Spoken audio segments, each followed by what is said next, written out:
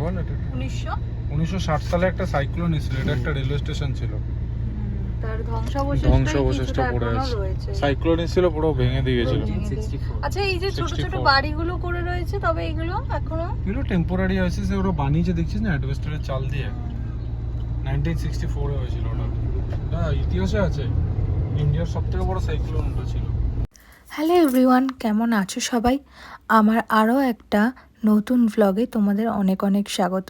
তো রামেশ্বরম ট্রিপের আরও কিছু অংশ তোমাদের জন্য থাকলো। আমার মুখটা দেখে বোঝা যাচ্ছে नहीं मतलब चाय नहीं चाहिए बेसिकली, थोड़ा पैर में पानी डालना है। ठीक है वो बालू लग गया ना पूरा, ना हाँ उधर में थोड़ा। আমার ঘন্টায় এত হাওয়া যে ঘাম হওয়ার আগেই শুকিয়ে যাবে।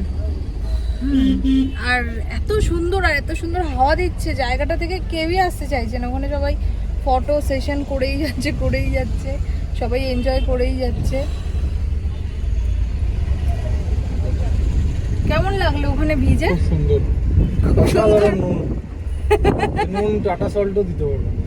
হ্যাঁ, একদম মানে জল গায়ের মধ্যে পড়ছে, আর সূর্যের আলোর তেজ এত, সাথে সাথে নুনের কণাতে পরিণত হচ্ছে সেগুলো জলগুলো। আর এই একটা ফটো তুলতে গিয়ে পুরো ভিজে গেছে। এই যে একটা জায়গায় এসেছি, যেমন দীঘার মোহনা বিচ হয় না, হ্যাঁ মোহনার বিচে যেরকম সব দোকানগুলো আমরা গেছি, তো সেরকমই। তো এখানে 1970-এ পাপা 1964-তে যে সাইক্লোনটা হয়েছিল, তাতে যে ধ্বংস হয়েছিল, তো সেই চার্চ, সেই স্টেশনের কিছু অংশ তো দেখলে আগে তোমরা, ওইগুলোরই এখন এই ছোট ছোট ধ্বংসাবশেষগুলো একটু দেখবো কাছ থেকে। চল।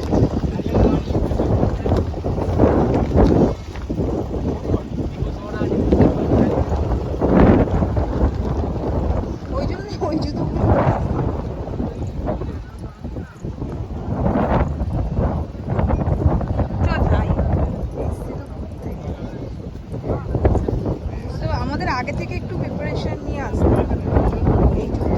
তুমি তো বুটটা পরলে সব থেকে বেস্ট হতো। না বুটের মধ্যে না বালি ঢুকতো, কিচ্ছু হতো বুটের, আরামসে তুমি ইয়ে করতে পারতে। এ পায়ে গরমও লাগতো না। আমারও যে বুটটা আমি পরে আসবো,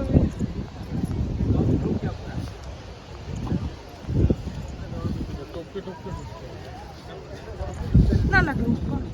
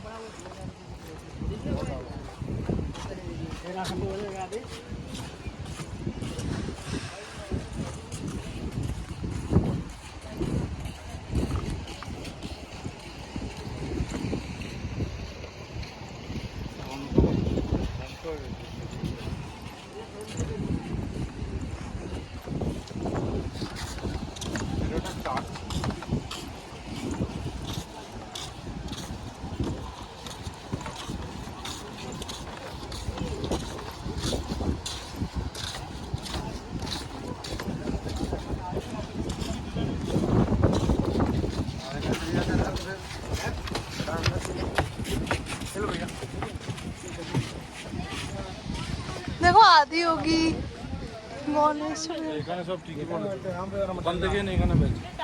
না এইরকম কোন, বাবা গরম প্রচন্ড।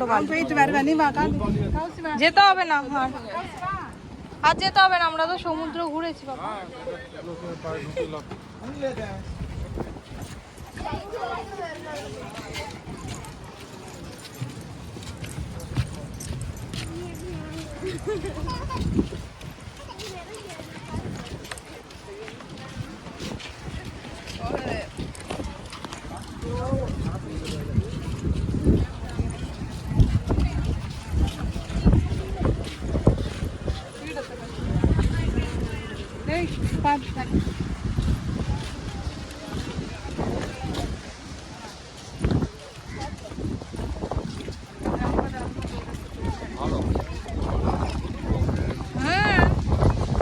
মোটা পাথরের বলো। সব ভেঙে দিয়েছে, কত বড় সাইক্লোন ছিল।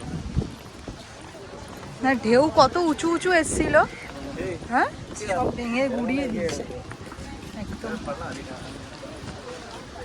ফাঁকা আছে, কলা আছে গো, কলা কলাটা ভেঙে গেছে। কলা ওইখানে পাবি রমেশ। কিন্তু এই শঙ্খ শাক পাম।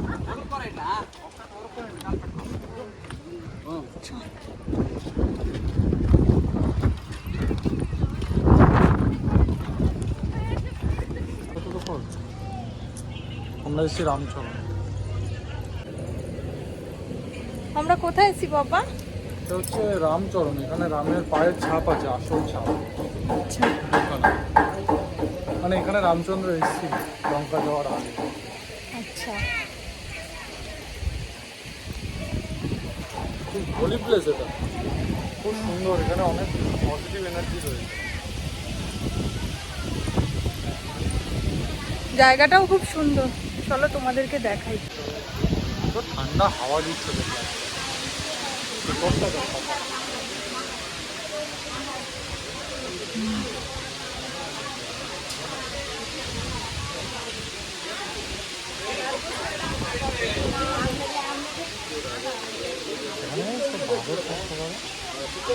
হাই চান্স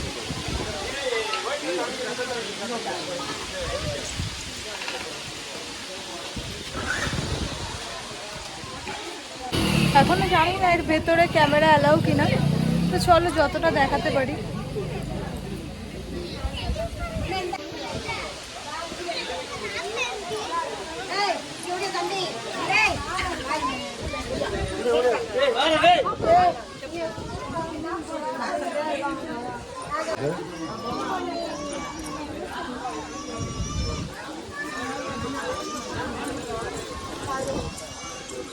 চটটা দেওয়া পায়ে।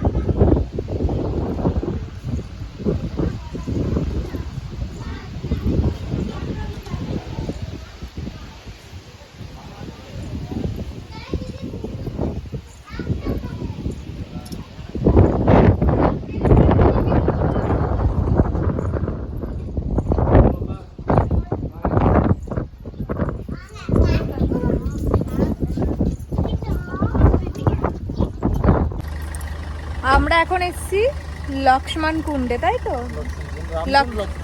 রামকুণ্ডে ঘুরে আসলাম, যেখানে রামজি বিশ্রাম নিয়েছিল। আর এটা হচ্ছে লক্ষ্মণ কুণ্ড, যেখানে লক্ষণজি স্নান করতো। তো রাম স্থান, এখানে রামকুণ্ড আছে। কুণ্ড মানে যেখানে স্নান করতো।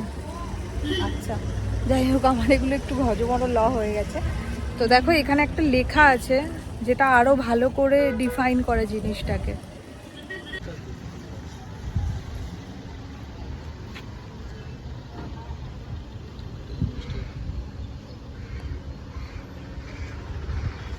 চলো একটু দেখতে না।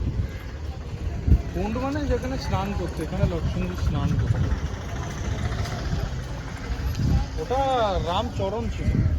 আচ্ছা, এটা কুণ্ড, রামকুণ্ড, লক্ষ্মণ। ওটা কুণ্ড না, তাই তো? না না, ওটা কুণ্ড না। কুণ্ড মানে যেখানে স্নান করে। কুণ্ড হয় না যেমন বাড়ির ওয়াশরুম, এটা হচ্ছে কুণ্ড।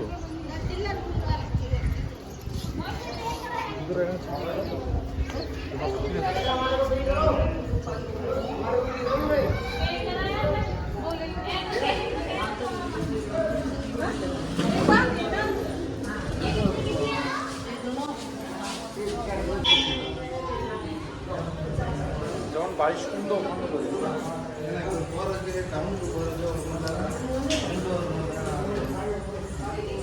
With the camera or phones not allowed.